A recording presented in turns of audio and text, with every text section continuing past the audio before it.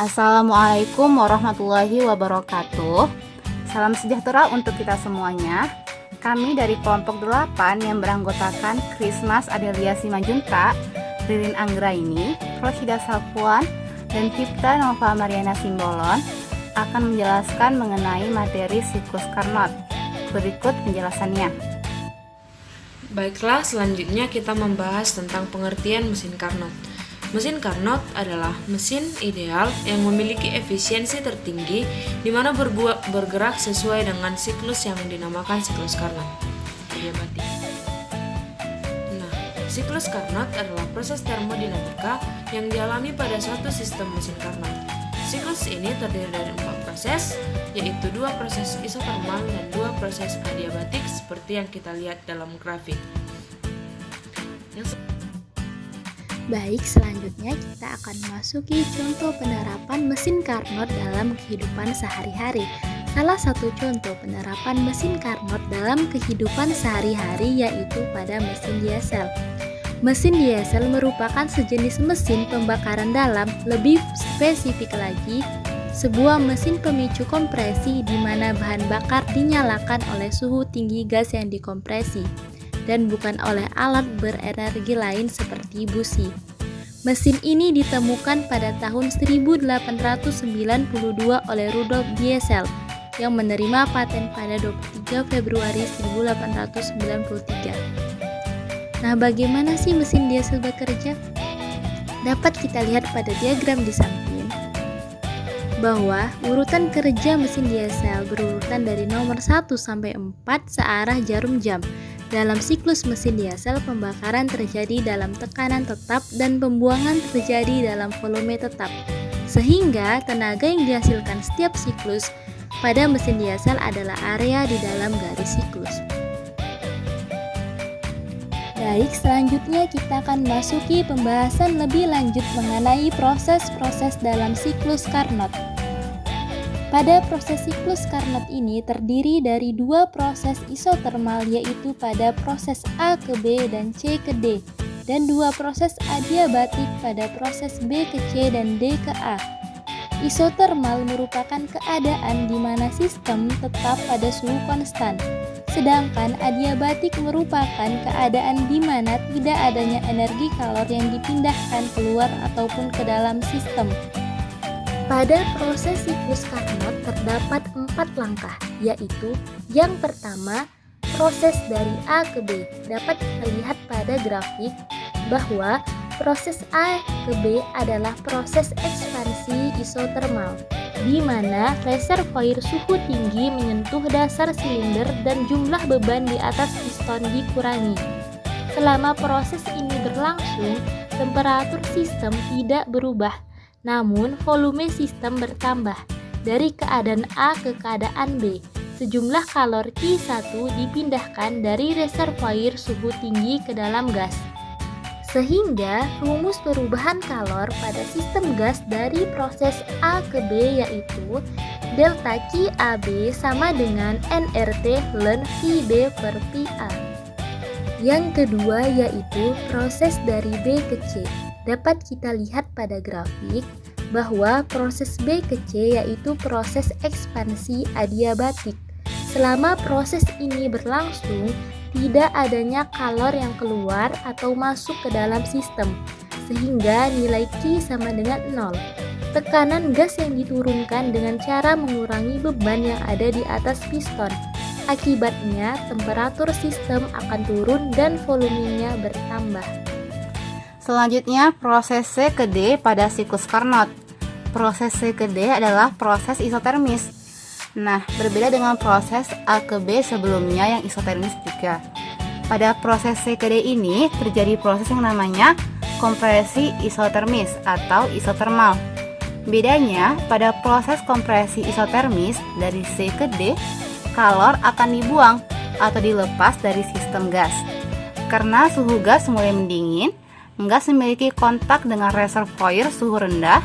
Akhirnya, volume gas ini menurun secara isotermal sehingga piston menurun ke bawah. Jadi, kalor yang dilepas adalah delta QCD sama dengan N dikali R dikali T2 ln dibagikan dengan PD ke PC.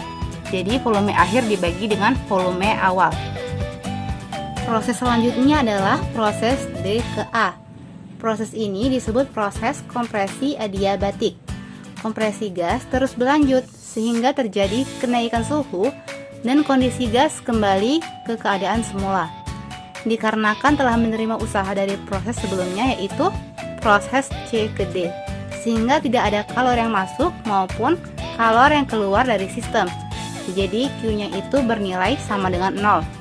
Nah, pada proses ini berlaku persamaan PV sama dengan nRT, di mana nilai T1 atau suhu tinggi dikali PA pangkat gamma min 1 sama dengan nilai T2 atau suhu rendah dikali PD pangkat gamma min 1.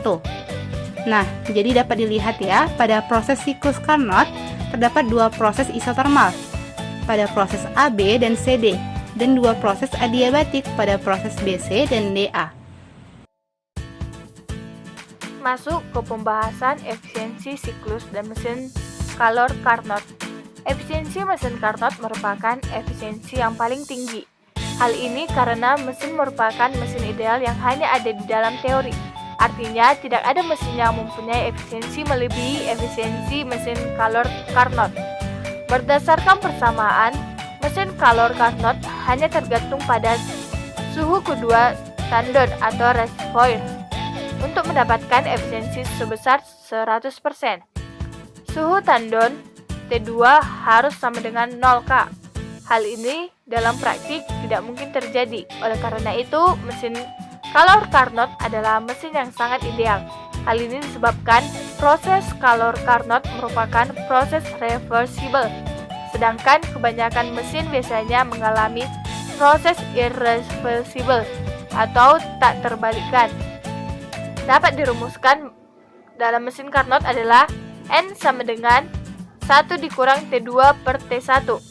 Keterangannya bahwa N sama dengan efisiensi mesin Carnot, T1 sama dengan suhu tinggi, T2 sama dengan suhu rendah. Efisiensi mesin Carnot menggambarkan seberapa efektif sistem menghasilkan usaha dari kalor yang diserap. Efisiensi mesin Carnot dirumuskan dengan N sama dengan 1 dikurang kali 100% atau N sama dengan 1 dikurang dikali 100%. Keterangannya bahwa T2 sama dengan suhu reservoir rendah, T1 sama dengan suhu reservoir tinggi, Q2 sama dengan kalor yang dilepas sistem, Q1 sama dengan kalor yang diterima sistem. Dalam mengerjakan soal efisiensi mesin Carnot, suhu harus dalam Kelvin. Nah, masuk ke pembahasannya tentang soal yang pertama. Sebuah mesin Carnot menyerap kalor yang bertemperatur 277 derajat Celcius dan membuangnya pada tempat bertemperatur 27 derajat Celcius. Tentukan efisiensi maksimum mesin Carnot tersebut. Diketahui T1 sama dengan 277 ditambah 273 menjadi 550 K Kelvin. T2 sama dengan 27 ditambah 273 menjadi 300 K atau Kelvin. Yang ditanya yaitu N.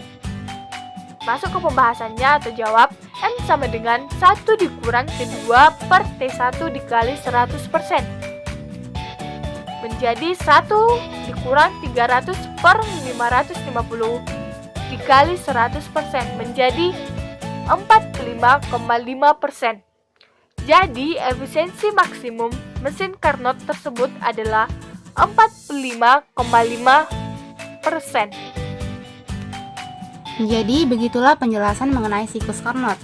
Mulai dari apa itu siklus Carnot, proses-prosesnya, penerapannya, efisiensi mesin Carnotnya, sampai penjelasan contoh soal dari siklus Carnot tersebut.